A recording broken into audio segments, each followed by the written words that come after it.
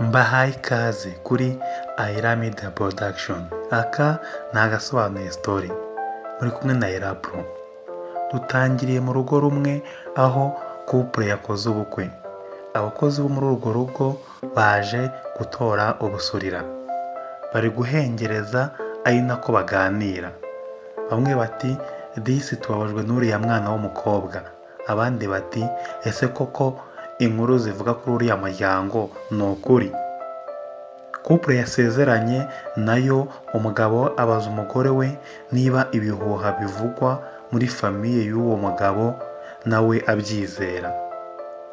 Biba bivugwa yuko umukobwa cyangwa umugeni ushatse muri urwo rugo cyangwa se ushatse muri iyo famiye agashaka n'umuhungu w'imfura muri iyo famiye, nta kabuza uwo mugeni arapfa. Umukobwa uba wifitiye amasoni menshi akamwihorera akabura icyo amusubiza. Umugabo agerageza gushaka kumukuramo imyenda ngo yirwaneho yihakabyizi, akibigerageza ibitotsi bigahita bimufata agasinzira.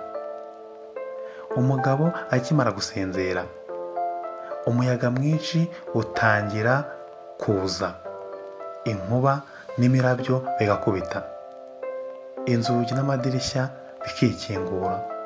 Umugeni akabyuka akirukanka, yirukanka avuza induru yumva hari ikintu cyamukurikiye. Yirukankira mu ishyamba, abantu nabo bakaza kumushakisha muri iryo shyamba. Bagasanga ku mpera z'umusozi ahari impanga hasigaye urukweto rutukura rumwe. Umugeni bakamubura. Dukomereje mu cyaro nyuma y'imyaka itari mike, ahari umukobwa uri kuroba amafi. Uyu mukobwa yitwa Dorimu. Amaze kuroba amafi abona undi mukobwa ari kwegera ikiyaga, agahita yinaga muri icyo kiyaga. Dorimu atazuyaje nawe ahita yinaga mu mazi akamutabara. Ari kumutabara amubonamo amasura abiri ariko ntabitindeho. Uwo mukobwa aha Dorimu agakomo k'amahirwe, akamubwira ko igihe cyose akambaye azahirwa mu buzima. Dorimu aba abana na nyirakuru we, ndetse baba bafite akaresitora muri iyo karitsiye. Nyirakuru wa Dorimu aba arwaye, bityo Dorimu arakora cyane akizigama mu kimina kugira ngo azabashe kuvuza nyirakuru. Dorimu ajyana ibiryo aho baba bari kubaka. Uhagarariye iyo shansiye aba yitwa Yiyun. Aba ari kuvugira kuri telefone. Aba ari inzu igeretse, hejuru ye haba hari umufundi uri kubaka. Itafari riramucika rikamanuka, yajya kumukubita mu mutwe. Dorimu akaba yabibonye, abageze hafi aho ngaho akamusunika agatega umutwe we, akaba ari we itafari rikubita. Ariko ku bw'amahirwe aba yambaye kasike. Yiyun abaza Dorimu niba ntacyo abaye, akamubwira ko yajya kwa muganga. Amuha business card ye ngo nagira ikibazo azamuhamagare. Ariko ahangaha Dorimu asubiza Yiyun ko nta kibazo abaye kuko yari yambaye kasike.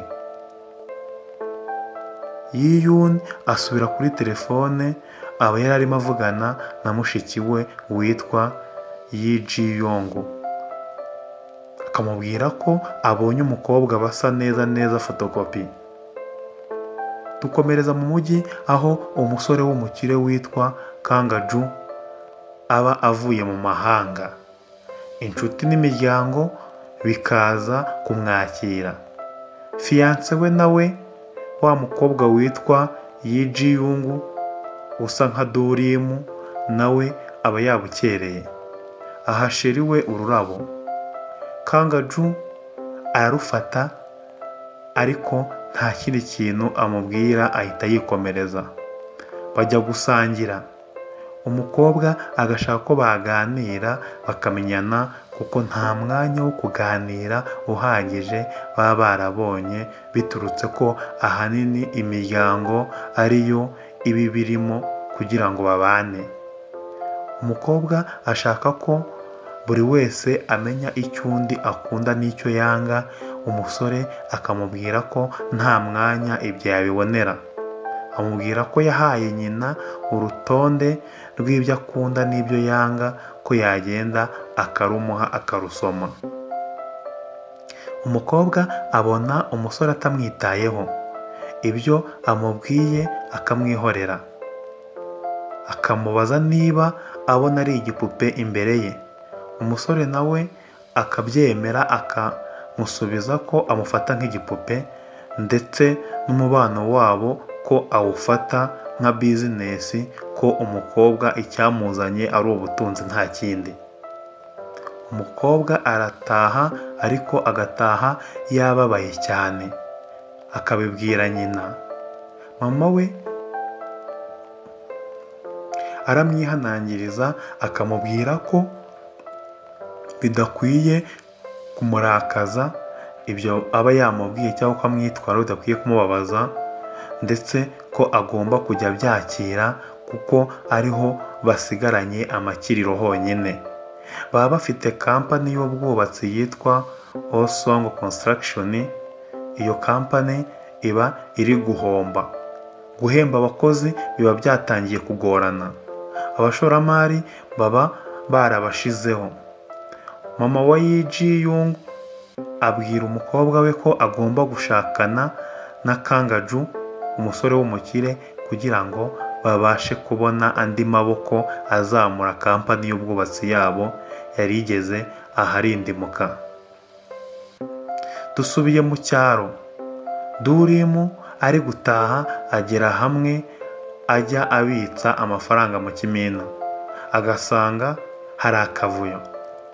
Yakwinjira agasanga abantu bari kurira baboroga. Umuntu wababikiraga amafaranga aba yayakusanyije yose akabacika akigira mu mujyi. Durimu agera mu rugo yataye umutwe, yababaye cyane, yahagera akabura nyirakuru we. Agashakisha mu nzu hose, akaza gusanga aryamye hasi, yituye hasi kubera uburwayi. Biramukomerera kuko amafaranga yo kumuvuza baba bayibye muri cya kimina. Aha niho episode ya mbere irangiriye. Ntuzacikwe na episode ya kabiri. Niba utarakora subscribe, kora subscribe, tujye tubana kuri filimi nk'izi ngizi cyangwa se inkuru nk'izi ngizi, ujye uzibona mu ba mbere. Ciao ciao.